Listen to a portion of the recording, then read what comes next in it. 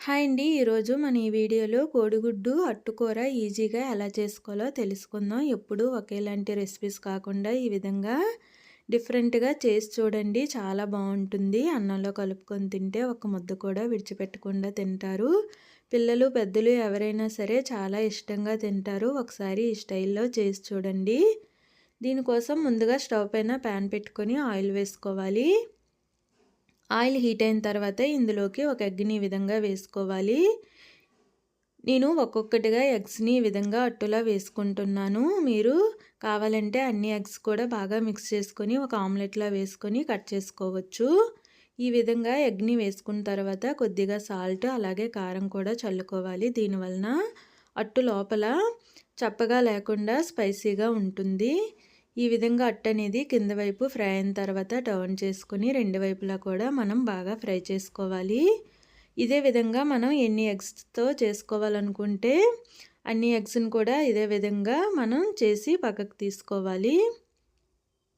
తర్వాత అదే ప్యాన్లో మనం 5 నుండి 6 స్పూన్ల వరకు ఆయిల్ వేసుకోవాలి. ఆయిల్ హీట్ అయిన తర్వాత ఇందులోకి కొద్దిగా జీలకర్ర వేసుకొని కట్ చేసి పెట్టుకున్న పచ్చిమిర్చి కూడా వేసుకొని ఫ్రై చేసుకోవాలి. తర్వాత ఇందులోకి కట్ చేసి పెట్టుకున్న ఉల్లిపాయ ముక్కలు వేసుకొని ఈ ఆనియన్స్ని బాగా ఫ్రై చేసుకోవాలి. తర్వాత ఇందులోకి కొద్దిగా కరివేపాకు కూడా వేసుకొని ఆనియన్స్ అనేవి మనకి కలర్ చేంజ్ అయ్యే వరకు కూడా ఫ్రై చేసుకోవాలి. ఆనియన్స్ అనేవి ఈ విధంగా ఫ్రై అయిన తర్వాత ఇందులోకి 1 స్పూన్ వరకు అల్లం వెల్లుల్లి పేస్ట్ వేసుకొని పచ్చివాసన పోయే వరకు ఫ్రై చేసుకోవాలి.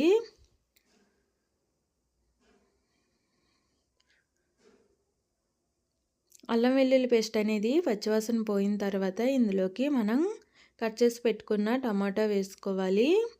టమాటా వేసుకొని ఇందులోకి రుచికి సరిపడా సాల్టు అలాగే 1/2 స్పూన్ వరకు పసుపు వేసుకొని టమాటా అనేది బాగా మెత్తగా మగ్గించుకోవాలి. టమాటా అనేది ఈ విధంగా బాగా మెత్తగా మగ్గిన తర్వాత ఇందులోకి రుచికి సరిపడా కారం అలాగే 1 స్పూన్ వరకు గరం మసాలా వేసుకోవాలి. మసాలా వేసుకొని ఒకసారి బాగా కలుపుకొని కారం మసాలాని 1 నిమిషం పాటు ఈ విధంగా కలుపుతూ ఫ్రై చేసుకోవాలి.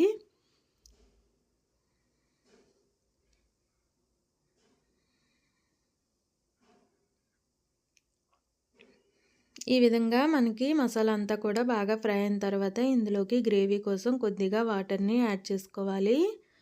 వాటర్ వేసుకొని ఒకసారి బాగా కలుపుకొని ఈ గ్రేవీని మనం ఉడికించుకోవాలి. సాల్ట్ ఏమైనా సరిపోకపోతే ఇక్కడే చూసుకొని వేసుకోవాలి. మన గ్రేవీ అనేది ఈ విధంగా ఉడుకుతున్నప్పుడు ఇందులోకి మనం ఫ్రై చేసి పెట్టుకున్న కోడిగుడ్డు అట్లన్నీ కూడా ఈ విధంగా వేసుకోవాలి. నేను 5 ఎగ్స్ వరకు తీసుకున్నాను. ఈ విధంగా ఎగ్స్ అన్ని కూడా వేసుకొని 1 నిమిషం పాటు అలానే ఉంచేయాలి. దీనివల్ల మనకి అట్లలోకి గ్రేవీ అనేది వెళ్తూ ఉడుకుతుంది. ఇప్పుడు మనం ఈ విధంగా ఎగ్స్ని కలుపుకోవాలి. కలుపుకుంటూ టర్న్ చేసుకుంటూ మొత్తం గ్రేవీ అంతా కూడా ఈ అట్లలోకి వెళ్ళే విధంగా ఒక 3 నుండి 4 నిమిషాల పాటు ఉడికించుకోవాలి. ఒక 3 నిమిషాల తర్వాత ఫైనల్గా మనం కొద్దిగా కొత్తిమీరని వేసుకోవాలి. కొత్తిమీర వేసుకొని ఒకసారి బాగా కలుపుకొని మరొక నిమిషం పాటు ఉడికించుకొని స్టవ్ ఆఫ్ చేసుకోవాలి. అంతేనండి, సింపుల్గా ఈ విధంగా చేసి చూడండి. కోడిగుడ్డు అట్టుకూర అనేది చాలా రుచిగా వస్తుంది, అలాగే డిఫరెంట్గా ఉంటుంది, అలాగే సింపుల్గా ఈజీగా చేసుకోవచ్చు. ఒకసారి ఈ ప్రాసెస్లో ట్రై చేసి చూడండి. ఎలా వచ్చిందో కామెంట్ చేయండి.